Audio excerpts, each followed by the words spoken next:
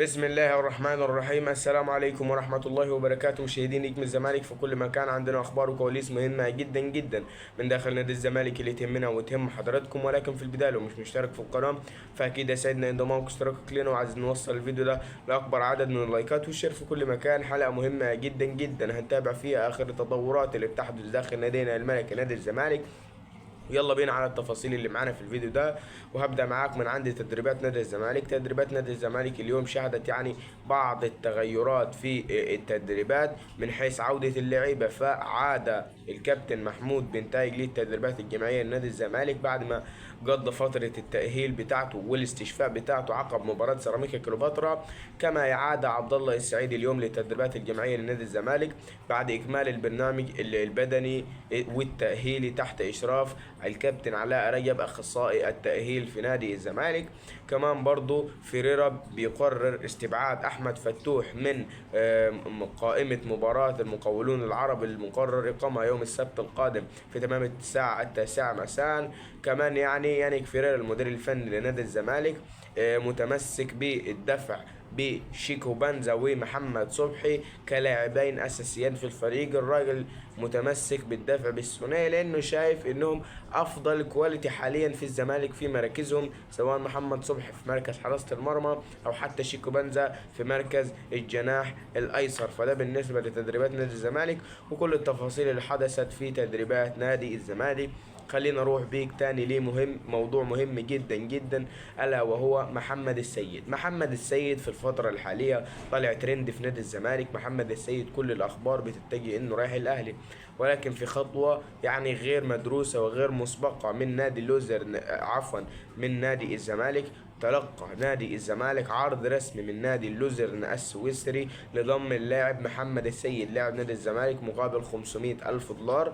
اللاعب متمسك بعدم التجديد مع نادي الزمالك ومصر على الاحتراف الخارجي. نادي الزمالك خلاص بعد ما حاول مرة واثنين وثلاثة مع محمد السيد للتجديد، خلاص الزمالك ساب اللاعب وقال له اتفضل شوف العرض اللي جاي لك. والراجل عرضوا عليه العرض بالفعل، ولكن الزمالك ابلغ اللاعب انه في حال عدم اقتراب العرض من مبلغ مليون دولار هيتم رفض العرض.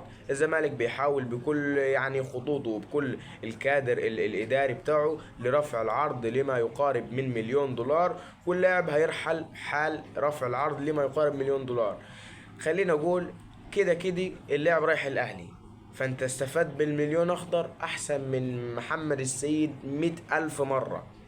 انت كنادي الزمالك لو استفدت بالفلوس ما تكررش خطوة زيزو. ان انت عارف هو اللاعب بيقول زملكاوي من صغري، عارف ان نية اللاعب، انت مش عارف نية اللاعب، فانت مالكش حكم على نية اللاعب، فانت برضو مش عارف نية محمد السيد. فانت استفاد المصلحة بتاعتك او اجد المصلحة بتاعتك وسيبه هو يغور في 60 ألف داهية. هل الزمالك او ناشئ الزمالك ما فيهمش محمد السيد؟ والله ما حصل. ناشئ الزمالك فيهم محمد السيد 30 ألف واحد، 30 ألف واحد. ف كل التوفيق للناس اللي هي بتحاول انها ترفع العرض نادي الزمالك، لان طبعا الزمالك بيدور في الاول والاخير على مصلحته الفنية والمادية والادارية. صفقة اهلاوية كبيرة في نادي الزمالك. خليني اقول لك ان جون ادوارد المدير الرياضي لنادي الزمالك، الكابتن حسين لبيب رئيس نادي الزمالك، واحد رجال الاعمال الزملكاويه الكبار المحترمين تواصلوا مع كريم فؤاد لاعب النادي الاهلي الحالي للتواجد او لبحث امكانيه التواجد مع نادي الزمالك في يناير المقبل باذن الله. اللاعب مرحب بفكره الانتقال لنادي الزمالك واللعب لنادي الزمالك. وكمان خليني اقول لك ان رجل الاعمال الزملكاوي المحترم ومش هينفع نقول اسمه او نذكر اسمه لانه من الناس اللي بتحب تخدم الزمالك، ما تاخدش سبوت او ما تاخدش اللقطه كده بالمعنى البلدي. رجل الاعمال المحترم ده جلس مع اللاعب ووعده بمكافأة كبيرة جدا حال التواجد مع نادي الزمالك في يناير المقبل بإذن الله. كمان خليني أقول لك إن جون إدوارد وكيل أعمال اللاعب كريم فؤاد حاليا شغال إنه يلعب في دماغ كريم فؤاد إنه يجي نادي الزمالك.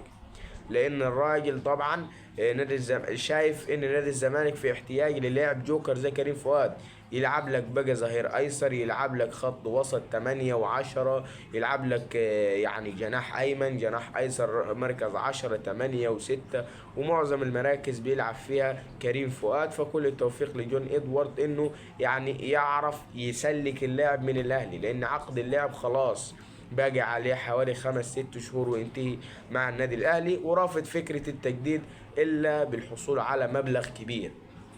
فهل الزمالك هيقدر يعني يلين دماغ اللاعب بالمعنى البلدي كده ويرضيه بمبلغ مالي محترم وشوية مكافآت؟ هنشوف خلال الفترة اللي جاية، وتحديدا في انتقالات يناير، هل هينتقل كريم فؤاد لنادي الزمالك ولا لا.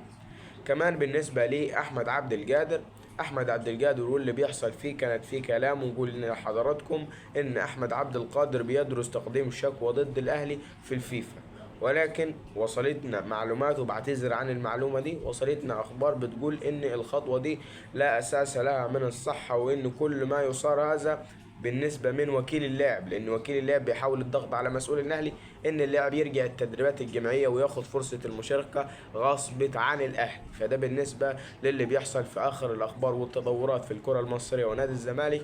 أتمنى دعمكم كما كان في القناة الكبيرة اللي تم حذفها. شكرا لكم، السلام عليكم ورحمة الله وبركاته.